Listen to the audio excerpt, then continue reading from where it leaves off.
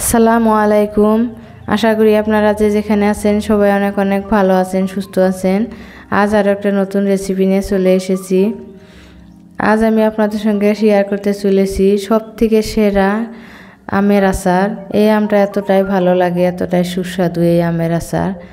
দেখেন একদম সিল্কির মতো হয়েছে আমের আচার। কাঁচা আম শেষ হওয়ার আগে এই রেসিপিটা একবার হলে বানিয়ে খেয়ে দেখবেন। এই আমের আচার এতটাই ভালো লাগে, একবার বানিয়ে যদি ঘরের মানুষে খাওয়ান সারা বছর মুখে লেগে থাকবে। এতটাই ভালো লাগে এই আমটি, এতটাই সুস্বাদু এই আচার। এখানে আমি 1 কেজি আম নিয়েছি। আম আমি ভালো করে ধুয়ে ছিলে নেব। দেখেন আমগুলোর ভিতরে কিন্তু আটি হয় নাই।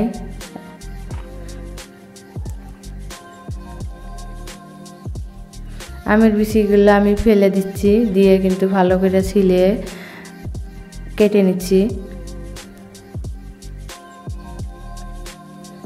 একে একে সব আম আমি ছিলে কেটে কেটে পানির মধ্যে ধুয়ে দিচ্ছি। আম কেটে সঙ্গে সঙ্গে পানি ধুয়ে দিলে কিন্তু আমের যে একটা কষ আছে, কষটা চলে যায়।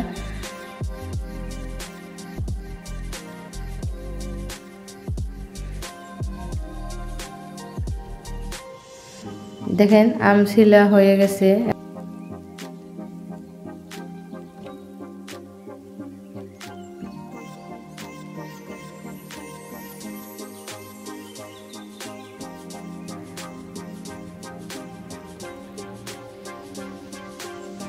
দেখেন আমগুলো আমি বটি দিয়ে কুচি কুচি করে কেটে নিচ্ছি।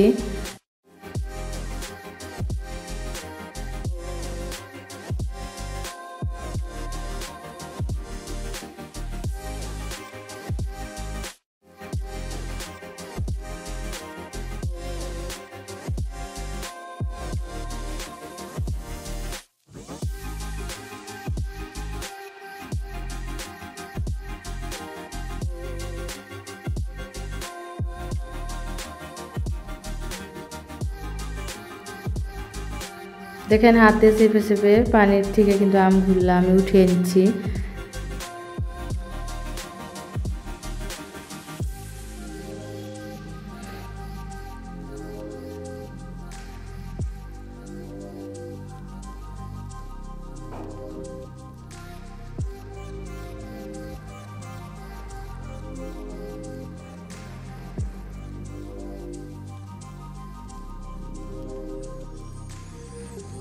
দেখেন 1 কেজি আমের মধ্যে কিন্তু আমি আধা কেজি চিনি দিয়েছি আর অল্প একটু লবণ দিয়ে দিলাম।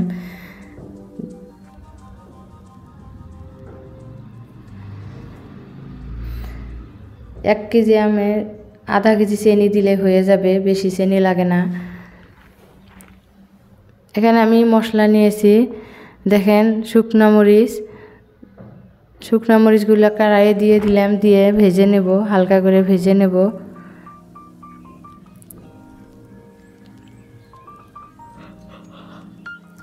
দেখেন শুকনো মরিচগুলো আমি হালকা করে ভেজে নিচ্ছি। নিয়ে এখানে কিন্তু আমি কি মশলা দিয়েছি, জিরা, পাঁচফোড়ন, গোলমরিচ দিয়ে সব মশলা আমি হালকা করে ভেজে নিচ্ছি। বেশি ভাজবো না, বেশি ভাজলে কিন্তু তিতো লাগে।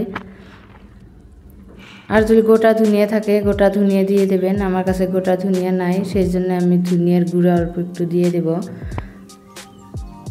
এখন মশলাগুলো আমি পাটা হালকা করে বেটে নেব। আচার বানানোর জন্য কিন্তু মশলা একদম হালকা করে বেটে নেবেন, পুরোপুরি বাটবেন না, পুরো বাটলে কিন্তু ভালো লাগে না। আমের আচার খাওয়ার সময় মশলা মুখে লাগলে কিন্তু ভালো লাগে, সেজন্য আমি হালকা করে বেটে নিচ্ছি।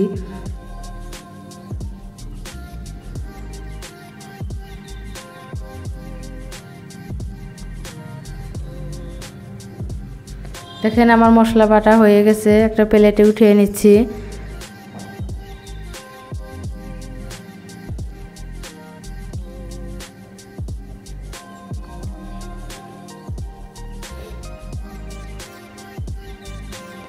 আগে থেকে যে চিনি আর আম একসঙ্গে মেখে রাখছি এখন মাখানো আম আমি কড়াইয়ে ঢেলে দেব।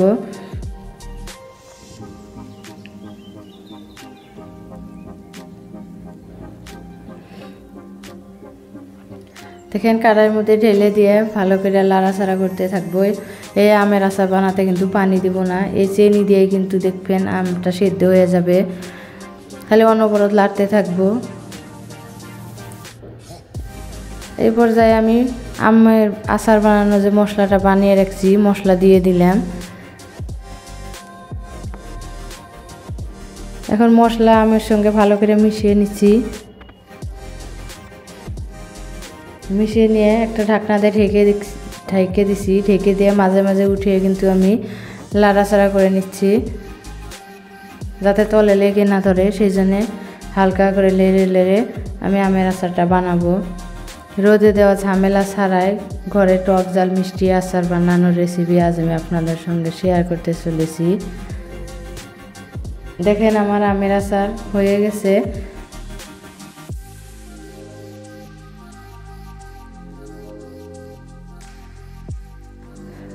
দেখেন গ্যাসটা কমিয়ে দিয়ে কিন্তু ঢাকনা দিয়ে ঢেকে লাহে লাহে আমি আমের আচারটা বানিয়ে নিলাম।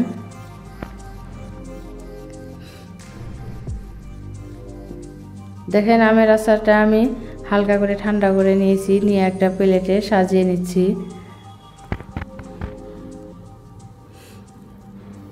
বিশ্বাস করুন যত আচার খেয়েছেন সব থেকে সেরা হলো এই আমের আচারটি। একবার বানিয়ে বছর ধরে খান। এই আমের আচারটি এতটাই ভালো লাগে। দেখেন কি সুন্দর একটা কালার চলে এসেছে। এই আমের আচার বানাতে কিন্তু কোনো ধরনের কাশ্মীরি মরিচ বা ফুড কালার কিছু ইউজ করি নাই, শুধু চিনি আর অল্প একটু মশলা দিয়ে দেখেন কি সুন্দর একটা কালার চলে এসেছে। দেখতে যত সুন্দর লাগছে এই আচারটা খেতেও কিন্তু অনেক অনেক ভালো লাগে।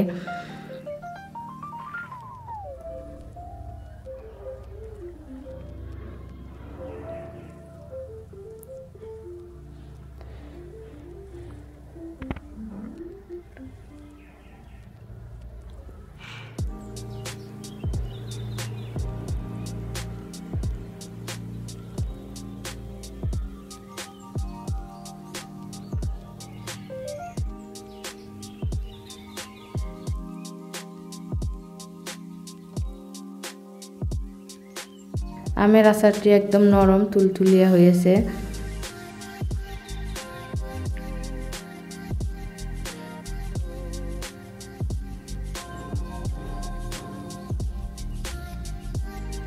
সবাই অনেক অনেক ভালো থাকেন, সুস্থ থাকেন। আসসালামু আলাইকুম।